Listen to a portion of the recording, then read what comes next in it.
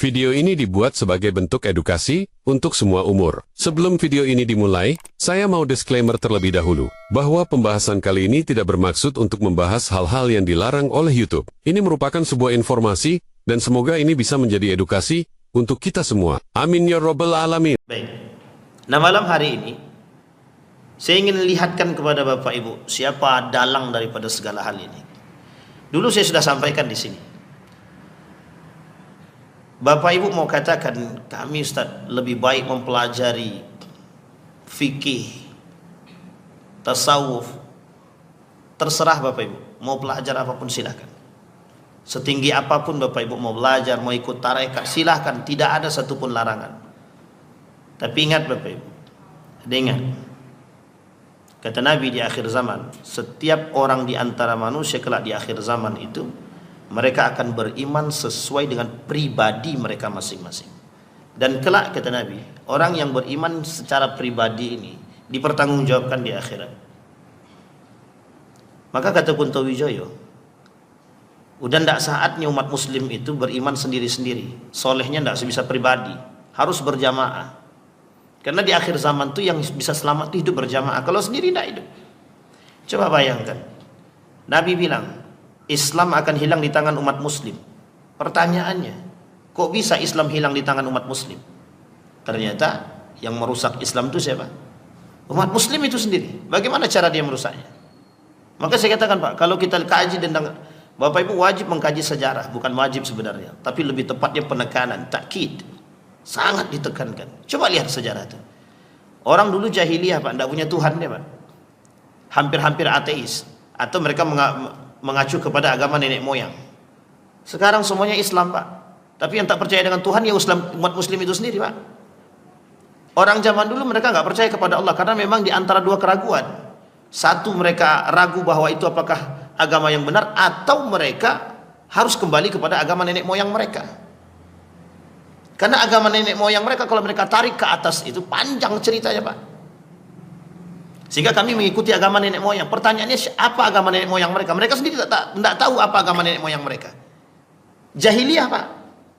Tapi waktu itu yang menghuni Madinah itu cuma yang menghuni Madinah dan Mekah itu kalau tidak kafir Quraisy, Yahudi, Nasrani.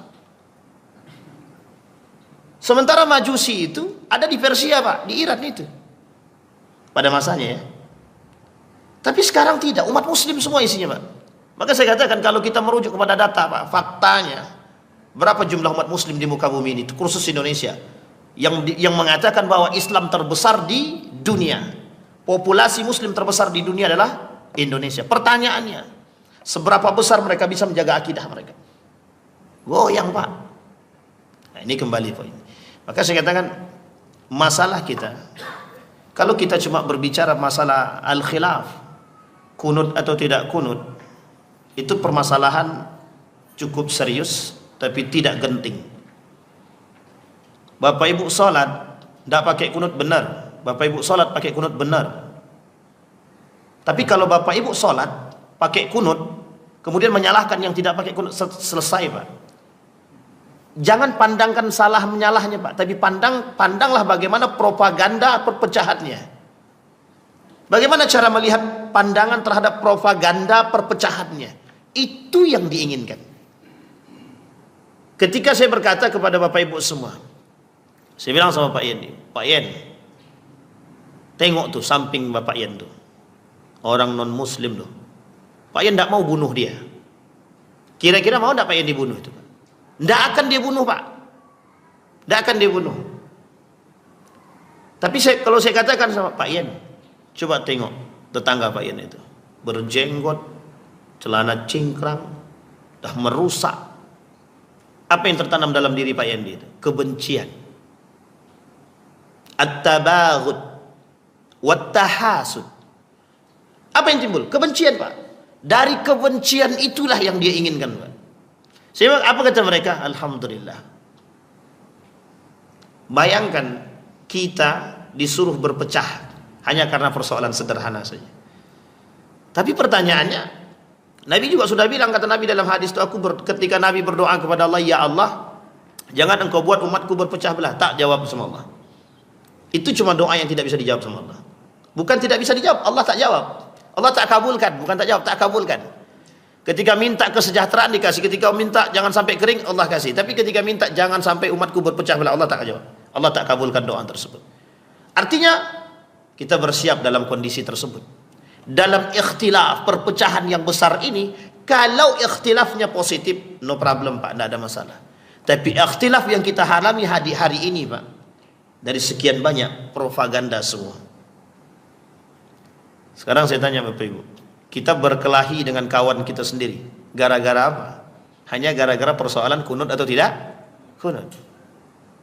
Kita berkelahi dengan kawan kita hanya karena persoalan Yasin atau tidak Yasin. Sudah selesai.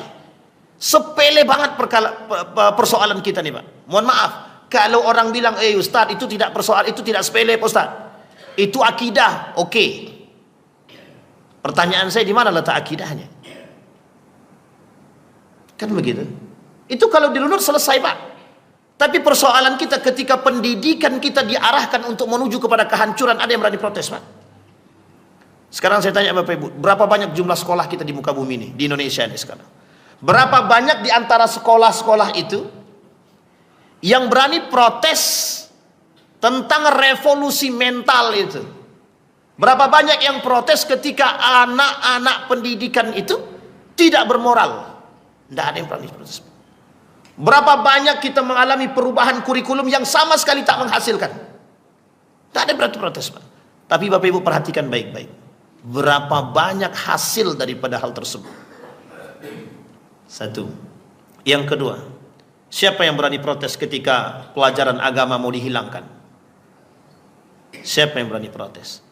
Siapa yang berani protes ketika pelajaran agama dikurangi sedikit demi sedikit?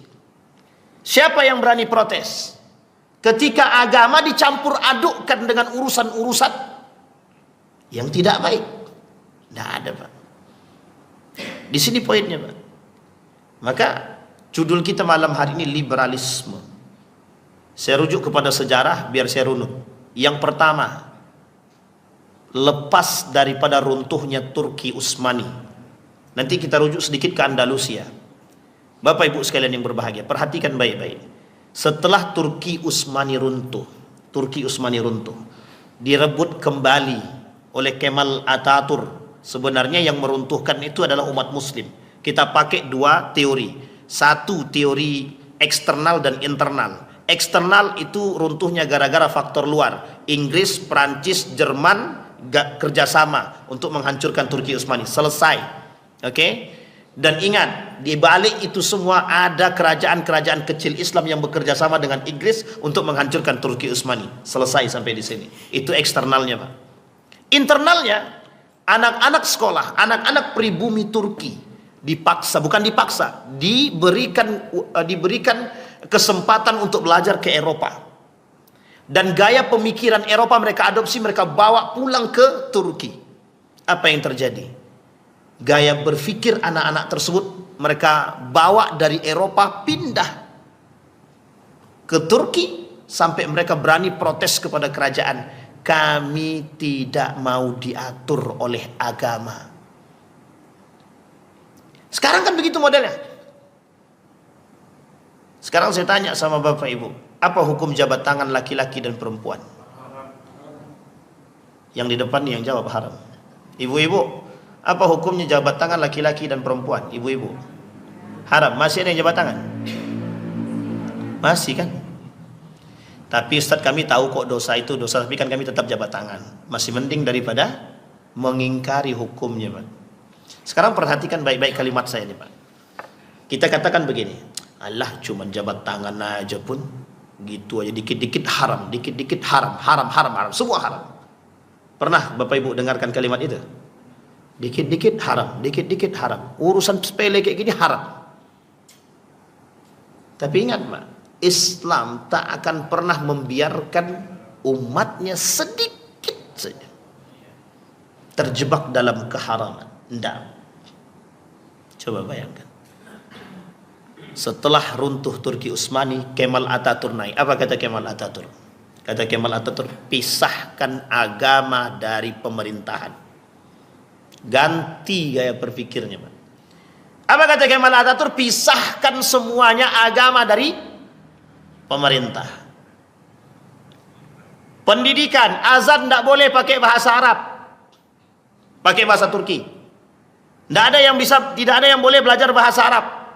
Kalau mau belajar bahasa Arab sendiri-sendiri di rumah. Kalau mau ngaji diam-diam. Tidak ada yang bisa, Pak. Makanya dulu kalau ada yang punya namanya Muhammad, mau pergi ke Eropa harus pulang dulu ganti Mehmet. Yang namanya Mikael ganti jadi Michael. Yang namanya Ibrahim Abraham. Yusuf ganti namanya Yosef. Angel. Pokok terserahlah sampai lidah terbelit.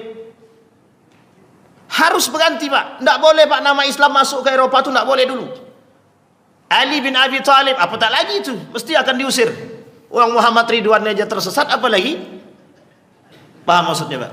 Tidak boleh, Pak. Kita pakai bahasa itu tidak boleh nama kayak gitu. Saya ada guru, seorang guru. Guru saya pergi ke Inggris dengan namanya nama Islam. Apa kata dia? Harus mengganti nama. Kalau tidak boleh masuk. Ini dampak dan faktor daripada ketika runtuh Turki Utsmani, habis kita, Pak, dibombardir. Bayangkan kita dipisahkan daripada agama. Sehingga mohon maaf ketika Turki hari ini naik, itu tidak bisa dilepas daripada politik identitas. Apa identitasnya? Agama. Sekarang saya tanya, di mana umat muslim yang berani mengatakan kami Islam? Dan kami bangga memakai jenggot, kami bangga memakai jubah, kami bangga membawa nama identitas keislaman kami. Malu, Pak. Jilbab ditarik ke leher, diikat. Yang ditutupi harusnya, tapi tak jadi ditutupi. Berjilbab tapi pakainya sewampit pol. Yang penting kami sudah tutup. Coba bayangkan. Itu gaya berpikirnya, Pak. Pendidikan kita begitu sekarang. Kita diajarkan bagaimana sekarang ini untuk berpikir lebih sederhana. Ridwan, jangan lo otak-atik sesuatu yang sudah berjalan. Itu sudah tradisi biasa aja. Kata mereka, biasa aja beragama tuh biasa aja. Nggak usah lebay. Sekarang besok Allah bilang, ya udah nggak apa-apa, nggak usah lebay, masuk neraka aja udah nggak apa-apa, nggak usah lebay. Apa kita mau begitu? Kalau sempat Allah katakan demikian, kalian berpakaian tapi telanjang, kata dia. Kira-kira masuk surga atau neraka? Itu pertanyaan kalau kita nggak tobat, Pak. Sehingga mohon maaf, Pak, cara mereka menguras pemikiran kita begitu caranya. Makanya mohon maaf, kenapa hari ini korupsi tidak bisa lepas? Itu ada sebabnya, Pak. Sederhana saja. Pelakunya muslim semua rata-rata kan? Tapi mengapa mereka nggak bisa lepas dari itu? Sederhana, Pak, bahasa masalahnya, Pak. Ketika mereka mengatakan, hari ini kami korupsi, Ustaz, besok kami kan tinggal taubat, selesai. Tahu-tahunya belum taubat dah masuk penjara. Coba bayangkan. Belum taubat sudah masuk, masih mending masuk penjara. Kalau belum taubat dia mati dalam keadaan korupsi. Coba, apa yang mau kita bayangkan? Baik. Apa kata Allah dalam Al-Quran? Walan tarda ankal yahud walan nasara hatta tattabi'a millatahu. Kata Allah di dalam Al-Quran itu, kaum Nasrani dan kaum Yahudi tidak akan pernah senang dengan kita sampai kita mengikuti agama mereka. Sekarang saya rujukkan pada sejarah. Baru-baru ini muncul nama kelompok yang ingin menyatukan semua agama. Namanya Abrahamic Religion, agama Ibrahim. Ingin menyatukan 3 agama, karena dasar agamanya cuma 3: Islam, Yahudi, Nasrani. Tapi agama yang lain kok tidak masuk, bos, ada agama yang lain, Buddha, Hindu, Konfusius dan lain sebagainya. Bukan tak masuk, karena waktu turunnya tak ada dalam itu. Tidak ada disebutkan. Karena mereka ini dalam Al-Quran cuma ada 3: musyrikun, kafirun, muslimun. Muslimun itu kita, kafirun itu Yahudi Nasrani, musyrikun selain daripada Yahudi Nasrani dan Islam, itu semuanya musyrikun. Berarti siapapun itu, termasuk agama-agama yang lain. Sampai sini paham, Pak ya? Baik.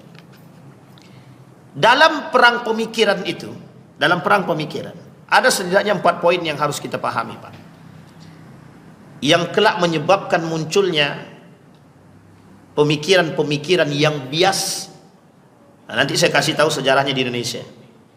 Kita ambil contoh. Yang pertama, bagaimana mereka menginginkan kita umat muslim ini jauh daripada nilai-nilai agama, sehingga kita dibuat ragu dulu, tashkik terhadap agama itu sendiri. Apa contohnya? Contohnya ketika persoalan suap yang pernah saya sampaikan. Ada orang yang mengatakan suap itu boleh. Ada orang yang mengatakan jabat tangan itu boleh. Ada orang yang mengatakan joget itu boleh bagi perempuan di hadapan yang bukan muhrimnya. Padahal coba Bapak Ibu cek di dalam pandangan para ulama, apa hukumnya? Ada orang yang mengatakan riba itu boleh. Ada orang yang mengatakan khamar itu halal. Ada orang yang mengatakan salat itu tidak wajib. Ada orang yang mengatakan zakat itu tidak wajib. Ada orang yang mengatakan tidak penting puasa.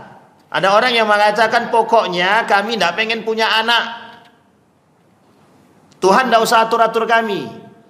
Ada orang mengatakan nikah beda agama itu sah, boleh. Itu semua yang saya sampaikan itu contoh tuh Pak. Orang dibuat ragu tapi tidak dibuat kafir. Cuma dibuat ragu dulu. Salah satu tujuannya, berkembangnya arus pemikiran liberalisme ini disebabkan karena itu. Ketika runtuh Turki Utsmani habis, naiklah Barat Eropa ini Pak, menjarah semuanya Pak. Di Turki habis-habisan Pak. Tidak ada sekolah-sekolah Islam. Kalau mau belajar bahasa Arab, sembunyi-sembunyi Pak. Kalau ketahuan, para ulamanya diasingkan. Dulu begitu Pak. Seorang ratu Inggris itu, dilihatnya telinganya bersih Pak. Oh, telinga itu bersih, itu berarti muslim dia, bunuh. Saking bencinya mereka dengan Islam. Apa yang menyebabkan mereka benci terhadap Islam? Ada alasannya, ada Pak. Mereka tidak mau Islam itu bangkit lagi. Apa kata ratu itu? Kami tahu Islam ini bakal bangkit. Ada yang mengasih tahu? Ada Pak. Tapi mereka tidak pengen Islam itu bangkit lagi. Sama gaya berfikirnya dengan orang-orang yang zaman dahulu, pada masa baginda Nabi Muhammad SAW. Bukan Abu Lahab itu tak tahu kebenaran Islam. Bukan Abu Sufyan tak tahu kebenaran Islam. Tahu Pak. Tapi Abu Lahab, Abu Jahal, Abu Sufyan dan abu-abu yang lain frontal menghadapi Islam ketika itu. Mereka tahu bahwa Islam itu cuma segelintir manusia. Sehingga mereka lawan Pak, dengan berperang. Pada masa Nabi dilempari daging-daging busuk. Itu udah paling terhina itu Pak. Nabi ditempeleng oleh Abu Lahab. Itu udah paling terhina itu. Pertanyaannya adalah, ketika itu duetnya jelas Pak. Islam kafir, habis Pak, perang habis. Kemudian Pak, ketika seorang raja pada masa dahulu itu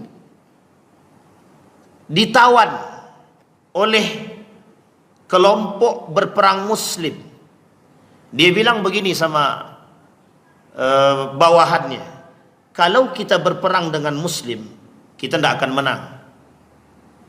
Tapi kalau kita berperang dengan pemikiran, ada kemungkinan kemenangan itu. Kalau kita berperang dengan senjata, Islam itu, muslim itu, sekali perintah jihad, jihad semua Pak. Pada saat itu. Coba lihat resolusi jihadnya Syekh Hashim Al-As'ari. Oh, itu fenomenal pada masanya Pak. Ketika beliau katakan semua para kiai pemimpin menunggu resolusi jihad, fatwa jihadnya. Seketika keluar fatwa jihad, dilawan semua Pak. Belanda dilawan Pak. Sekalipun taruhannya nyawa. Apa kata umat muslim ketika itu? Apa kata Syekh Hashim Al-As'ari? Yang mati dalam perperangan penjajahan ini, mati. Sekarang sebenarnya kalau kita mau berperang, itu bisa juga mati saat itu kita. Karena sekarang ini lebih dahsyat daripada ketika itu. Ketika itu perangnya dengan senjata, tombaknya jelas. Senjatanya jelas Pak, senapannya jelas. Kalau sekarang enggak. Kita mau bunuh dia, kita berdosa, tak dibunuhnya, kita yang dibunuhnya. Sampai sini paham ya? Karena mereka merusak kita dari sini. Nah, Sekarang kita rujuk kepada makna liberal. Nah, liberalisme itu apa artinya, Ustaz? Liberalisme itu artinya kelompok yang berpikir bebas. Nah, apa maksudnya berpikir bebas? Kami bebas melakukan apapun yang kami inginkan. Sekarang saya tanya sama Bapak Ibu, apa dampak berpikir ini? Dampak berpikir ini tidak adanya keseimbangan. Kita ambil contoh. Bapak Ibu punya hak masing-masing. Sekarang saya tanya, kalau Bapak Ibu tinggal di samping rumah saya, jam 2 malam saya hidupkan tape besar-besar, saya arahkan sound system itu keluar. Itu hak saya atau haknya Bapak Ibu? Sound systemnya sound system saya, mic-nya punya saya, listriknya punya saya, rumahnya rumah saya. Cuman karena Bapak Ibu tinggal di samping rumah saya, kira-kira terganggu nggak? Sekarang saya tanya, kalau setiap orang berpikir demikian, kira-kira hancur enggak tuh? Itu yang terjadi sekarang. Itu yang terjadi sekarang. Setiap orang berhak. Makanya bahasanya kami bebas mau mengatakan apapun, kami bebas berpikir apapun. Sehingga mohon maaf bias yang terjadi. Setiap orang berpikir bebas, Pak. Kami mau pakai jilbab atau tidak, Ustadz tidak usah ikut campur. Pribadi-pribadi kami, kepala-kepala kami, jilbab-jilbab kami. Pak Ustadz nggak usah ikut campur. Sholat itu kan pribadi masing-masing. Mau kami sholat atau tidak itu urusan kami kok. Urusan saya dengan Tuhan, bukan urusan Ustadz dengan Tuhan. Sekarang saya tanya, ada Bapak temukan orang begitu? Ada Bapak Ibu ketemu dengan orang begitu? Kami mau main judi kek, mau tidak kek, tidak urusan dirimu. Urus aja agamamu, urus saja keluargamu, masih kau tengok anak istrimu. Ngapain kau campur urusan kami? Ya pendidik ya? Apa kau campur urusan kami? Urus saja diri masing-masing, urus ibadah masing-masing. Sekarang pertanyaannya begitu. Kami mau minum khamar kek, kami mau apain kek, terserah. Sehingga mereka berharap dari gaya berpikir seperti inilah. Nah, tapi yang dimaksud di sini Bapak Ibu, itu bukan hanya berfokus pada hal tersebut, itu yang sepelenya. Ada yang lebih tinggi, ada. Kami berpikir bebas dalam urusan agama. Maksudnya bagaimana? Sekarang saya tanya Bapak Ibu, hukum babi itu halal apa haram? Sepakat semua haram ya? Sekarang saya tanya, yang haramnya apanya? Apanya? Semua ulama sepakat. Semua ulama sepakat. Keharaman khinzir itu ada dalam Al-Quran. Mau dagingnya, kemarin sudah kita sampaikan di sini, 160 produk dihasilkan dari daging babi, haram semua. Minyaknya apa pokok tapi Ustaz, kulitnya Ustaz bisa buat tas bagus, haram juga. Mau kulit-kulitnya pun haram. Sekarang kita lihat. Mau dijadikan apapun kulit terserahlah. Sekarang kita lihat, Pak. Apa yang menyebabkan haramnya babi itu? Cacing pita, Pak Ustaz. Berarti kalau kita bersihkan cacing pitanya bisa jadi halal. Sekarang pertanyaannya, begitu gaya berpikir mereka. Apa kata mereka? Kami cuci daging babi itu sudah bersih sebersih-bersihnya. Dan ini halal untuk dimakan. Coba bayangkan. Sekarang yang kedua. Apa hukum anjing? Halal atau haram? Haram apanya dulu? Ini kalau kita korek sedikit, bisa-bisa jadi penjual anjing semua nih. Pak, Bapak Ibu sekalian yang berbahagia, anjing itu di dalam Al-Quran tidak disebutkan keharamannya, Pak. Ada 3 ayat di dalam Al-Quran tentang anjing. Tapi saya tak bahas ini. Yang saya ingin bahas adalah di dalam hadis Nabi, anjing itu haram dimakan itu karena dia buas. Dah selesai sampai di sini ya. Anjing itu dimakan haram karena dia buas. Yang kedua, anjing itu najis. Najisnya anjing itu ikhtilaf para ulama. Ya, ikhtilaf para ulama. Syafi'i dari A sampai Z semua yang ada dalam anjing itu haram semua, najis semua.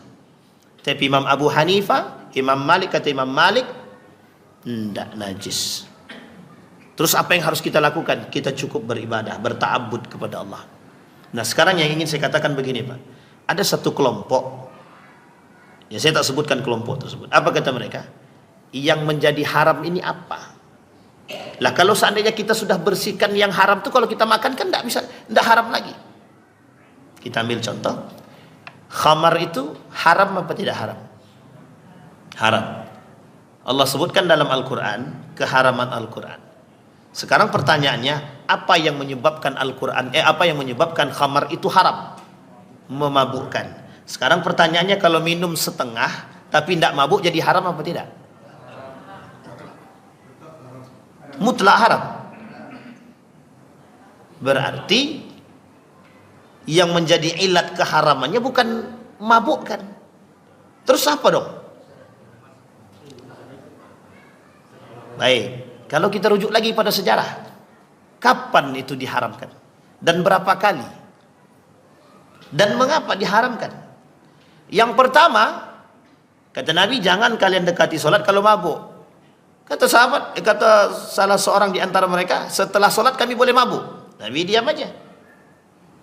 Yang kedua, ini Nabi yang bilang, ini Allah juga bilang dalam Al-Quran, khamar itu ada manfaatnya, tapi mudaratnya lebih besar. Ini tahapan kedua. Berarti pertanyaan saya, ada tidak manfaatnya dari khamar tadi? Allah kata loh, Allah kata dalam Al-Quran, khamar ini ada manfaatnya. Khamar ada manfaatnya, tapi mudaratnya lebih besar. Sampai sini paham ya? Yang ketiga, baru kemudian Allah kata, khamar wal maisir rijsun min amal syaitan. Bagian daripada amal syaitan.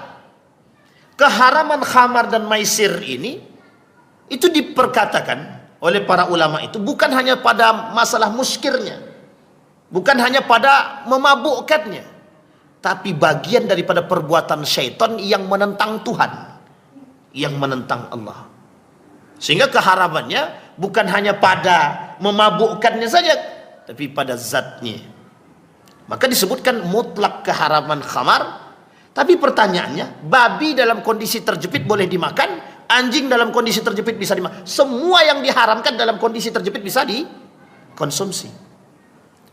Apa kata mereka? Kan di dalam Al-Quran itu tidak disebutkan yang dilarang itu menikahi kafir sekarang. Yang dilarang itu kafir pada masanya. Sampai di sini paham ya? Al-Quran bilang, jangan menikahi laki-laki muslim, boleh menikahi wanita ahlul kitab. Satu. Tapi selain daripada ahlul kitab, tidak boleh dinikahi. Mereka semua kafir. Perempuan muslim, muslimah, tidak boleh menikah dengan laki-laki kafir. Sekalipun ahlul kitab. Sampai di sini paham ya? Baik, sekarang kita lihat. Ada tidak ahlul kitab itu sekarang? Tidak ada. Tapi kata mereka, ahlul kitab pada saat itu yang mengerti kitab, yang mengerti Taurat, yang mengerti Zabur, yang mengerti Injil. Pertanyaannya, berapa banyak hari ini orang yang mengerti Injil? Banyak, berarti mereka bagian daripada ahlul kitab. Artinya kalau bagian daripada ahlul kitab, laki-laki muslim boleh menikahi dengan wanita? Pertanyaannya, betulkah demikian? Pahamnya kaum liberal begitu. Nah, kelompok-kelompok seperti inilah yang muncul di tengah kita sekarang, yang ingin mencoba merekonstruksi gaya pemikiran kita yang dahulu disebut tradisional atau kolot. Sekarang mereka ingin angkat, lo pikir, lo buka lo otakmu. Umat muslim, buka gaya berpikir kalian, buka. Jangan terlalu picik. Islam ini luas, rahmatan lil alamin. Kalian jangan seperti itu, terlalu terkongkong oleh agama. Buka pemikiran kalian. Pandang. Sekarang saya tanya, kalau mereka cinta sama cinta, mengapa tidak? Itu kan maslahat kebaikan. Jadi karena kemaslahatan, Islam sangat menjunjung tinggi kemaslahatan. Jadi nikah beda agama, kalau ada maslahat yang lebih besar, halal apa haram? Boleh apa tidak? Sekarang saya tanya, Bapak Ibu, ada orang kafir menikah dengan anak Bapak Ibu, nauzubillah, menikah dengan anak orang muslim misalkan, bisa menyatukan keluarga yang berpecah belah. Ada manfaatnya di situ? Ada faedahnya besar? Ada. Apa faedahnya? Maslahatnya besar. Bisa mencampur adukkan, bisa menyatukan. Pertanyaannya, dalam agama bagaimana? Bagaimana dalam agama? Kita menjunjung tinggi maslahat dunia, tapi kita redupkan nilai-nilai agama. Itu yang terjadi. Maka gaya berpikir seperti ini, itulah yang diadopsi oleh kelompok yang disebut dengan liberalisme. Mereka menginginkan kita umat muslim ini agar membuka pola pikir kita dan menerima gaya berpikir seperti ini. Sehingga menurut mereka, kalau kita bisa berpikir seperti ini, kemaslahatan lebih terjaga. Kenapa? Karena kita bisa menciptakan toleransi. Sampai sini paham ya Bapak Ibu ya? Baik. Pertanyaannya kemudian muncul, apa sebenarnya tujuan kaum liberalisme ini? Tujuan kaum liberalisme ini, Pak, memisahkan Bapak Ibu, menjauhkan Bapak Ibu dari agama. Kata seorang raja tadi yang tersandera ini, kalau kita berperang dengan senjata, umat muslim akan jihad. Kita ambil contoh, Palestina. Mengapa mereka tidak mau keluar dari tempat mereka? Ini bukan persoalan tempat tinggal, bukan persoalan yang lain, tapi persoalannya adalah urusan. Oke Bapak Ibu ya. Begitu juga dulu. Kenapa tidak kita biarkan aja negara Republik Indonesia ini diambil oleh Belanda? Ngapain kita perlu capek-capek capek-capek berperang? Yang ada kita membunuh diri kita sendiri. Tapi kita menjaga tanah air, Ustaz. Inilah asal muasal muncul kenapa hubbul watan minal iman.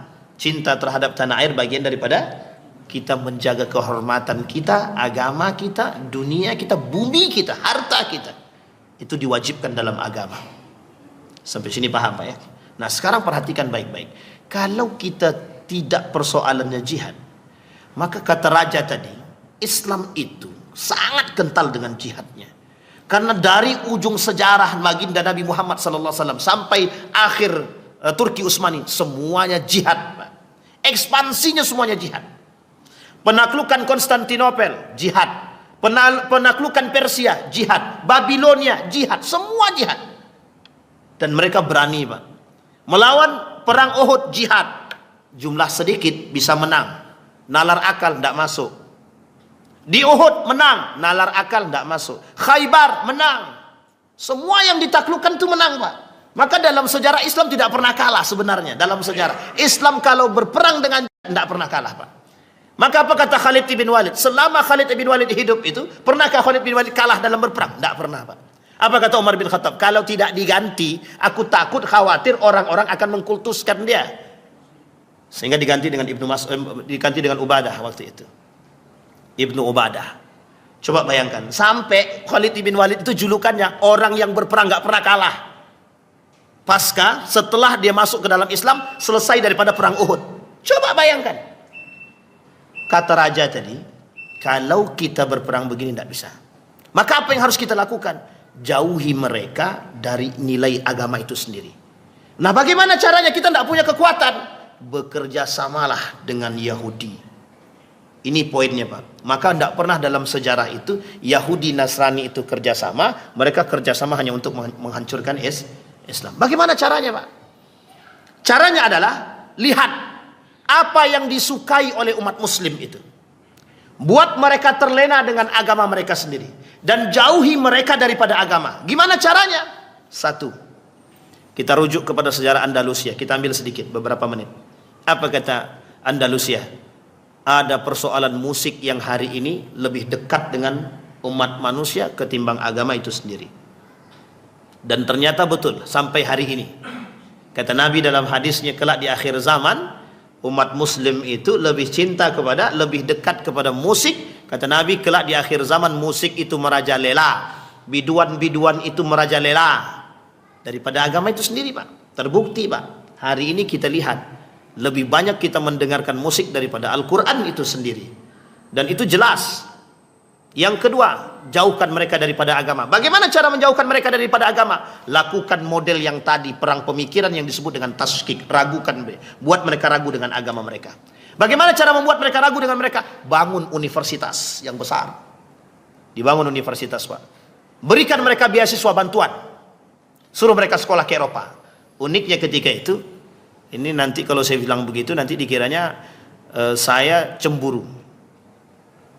Maksudnya bagaimana, Ustaz? Iya, kalau kita menyampaikan, oh itu orang-orang yang tidak lulus aja itu, kata dia. Bayangkan, Pak, Bapak Ibu sekolah ke Eropa, Dibeasiswakan Pak, diberikan beasiswa. Balik-balik sesat. Yang berangkat pakai kerudung, pulang tanpa kerudung Pak.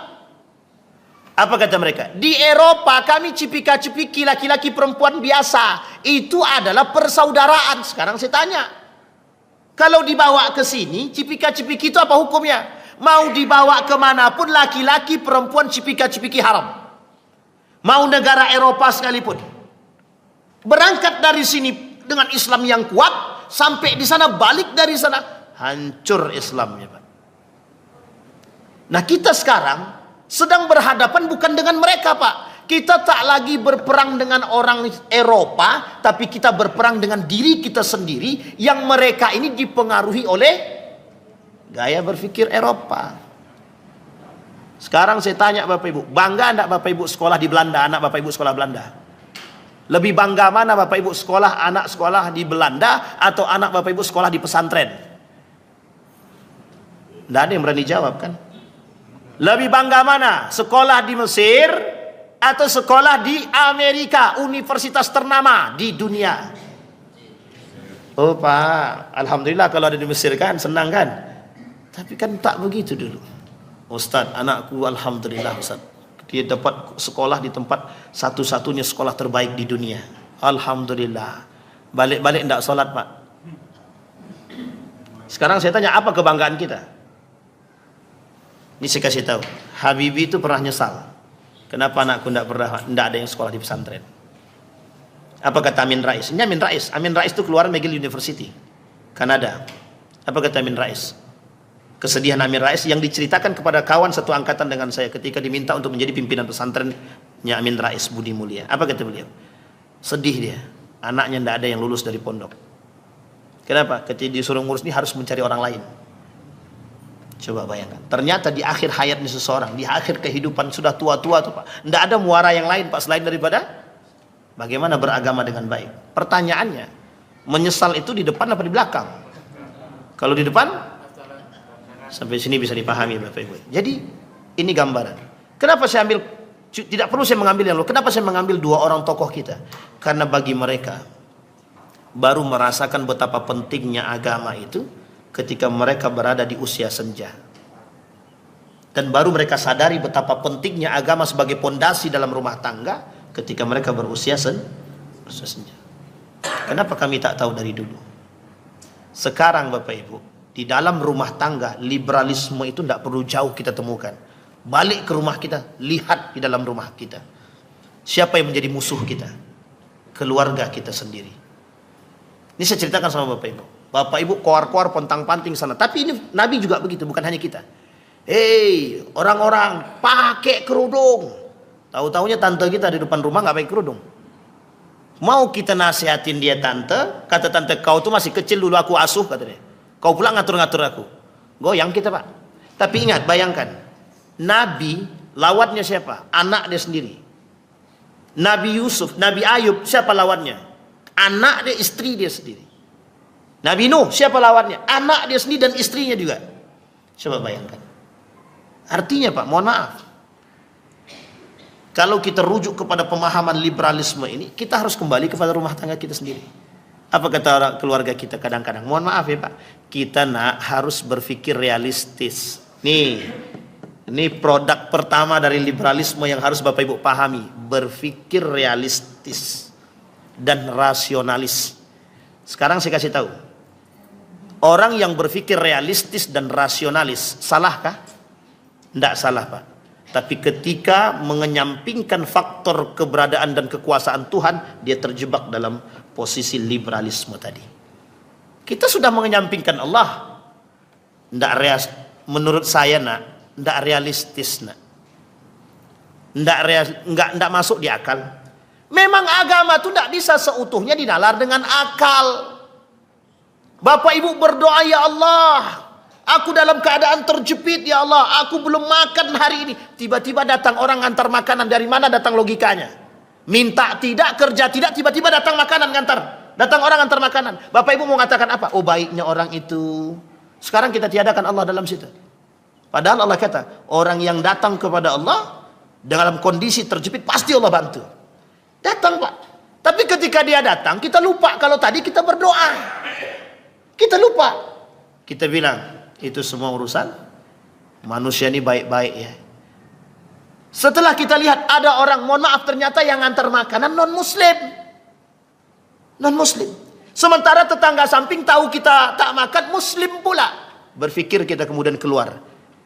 Non-muslim, berakhlak dia, baik dia sama kita. Muslim, tidak berakal, maaf, tidak perhatian dia kepada kita sesama muslim. Pertanyaan saya, akan muncul dalam benak kita, kira-kira kita lebih condong kemana? Non-muslim atau muslimnya? Ketika kami tak makan, Pak Ustaz, non-muslim itu yang memberikan kami makanan. Coba bayangkan, kita akan begitu Pak, mengatakan. Itu yang terjadi dengan kita hari ini. Kami loyal kepada mereka karena mereka baik kepada kami Pak. Muslim, tidak ada loyal-loyalnya Pak. Tapi ketika mereka menjarah kita, kemana kita pergi Pak? Hei muslim yang lainlah yang akan membantu kita. Ini poin penting bagi kita. Jadi dasar pemikiran liberalisme itu begitu. Satu produknya, rasionalisme dan realistis. Realistis itu produk daripada realisme juga. Rasionalisme. Segala sesuatu harus bisa dinalar dengan akal. Kalau tidak bisa diterima dengan akal, tidak usah. Makanya Bapak Ibu, kata orang tua kita dulu, anak bujang, kau mau lamar anakku, mau nikah dengan anakku, kalau kau tak punya kerja lebih baik kau balik. Anakku tidak makan dengan Al-Fatihah, anakku tidak makan dengan Al-Quran, anakku makan dengan nasi. Nasi perlu dibeli, beli pakai duit, duitnya dapat dari kerja, kerja itu harus dicari. Sampai di sini paham Pak? Ini gaya berpikir yang hari ini kita temukan, rasional. Kalau dia mencari pekerjaan, dia dapat pekerjaan. Ketika dia dapat pekerjaan, dia dapat duit. Ketika dia dapat duit, dia bisa beli nasi. Sampai di sini paham? Sekarang pertanyaannya, di mana di antara urutan yang saya sampaikan, di mana pengaruh Allah di situ? Di mana pengaruh Allah di situ? Tidak ada Pak. Kita berpikir bahwa segala sesuatu itu harus sesuai dengan strukturnya Pak. Kalau kau belajar kau pintar, kalau kau tak belajar kau bodoh. Itu saja yang terbenam dalam hak kita, dalam pikiran kita hari ini. Sehingga mohon maaf, kita sudah terjebak dalam urusan kekufuran. Satu dampak daripada pengaruh liberalisme ini adalah membuat kita jauh daripada Allah, dan pada akhirnya kita bukan bergantung kepada Allah, tapi kita bergantung kepada yang lebih daripada Allah, sehingga terjebak kita dalam kufurnya. Satu produk, insya Allah di pertemuan yang lain kita sampaikan produk-produk yang lain daripada liberalisme itu. Sebenarnya panjang cerita, nanti kita sampaikan di pertemuan yang akan datang. Mudah-mudahan ada manfaat bagi kita semua. Ada pertanyaan? Nggak ada, karena pasti waktu sudah mau habis kan. Mudah-mudahan bisa kita teruskan di pertemuan yang akan datang. Insya Allah. Fa'tabiru ya ulil absar la'allakum tuflihun. Assalamualaikum warahmatullahi wabarakatuh.